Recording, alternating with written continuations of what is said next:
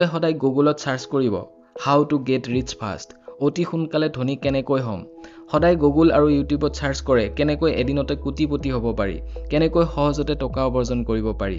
আৰু তেওঁলোকক যদি সোধে কলেজৰ প্ৰফেচাৰৰ দৰে উত্তৰ দিব, তেওঁলোকে সকলো জানে। কিন্তু কাম হ'লে এটাও নকৰে। বৰ্তমান সময়ৰ লোকৰ মাজত এটা কমন থিংকিং আছে যে তেওঁ এইটো ভাবে যে মই সেইটো কাম কৰিম যিটো কৰি মই ভাল পাওঁ, ভাল পোৱা কামটোহে কৰিম।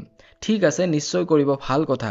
কিন্তু মই আপোনাক এটা কথা কওঁ যে ৰিয়েল লাইফত কেতিয়াবা আপুনি সেইটো কাম কৰিব লাগিব যিটো আপুনি বেয়া পায়। আপুনি ভাবিব পাৰে যে মই ভিডিঅ' বনাই ভাল পাওঁ, সেইকাৰণেই হয়তো সপ্তাহত 2টা বা কেতিয়াবা এটা ভিডিঅ' দিওঁ। ৰেগুলাৰলি প্ৰতি সপ্তাহত আপুনি মোৰ এটা হ'লেও ভিডিঅ' পাব। কিন্তু মই এইবোৰ কৰি ভাল নাপাওঁ।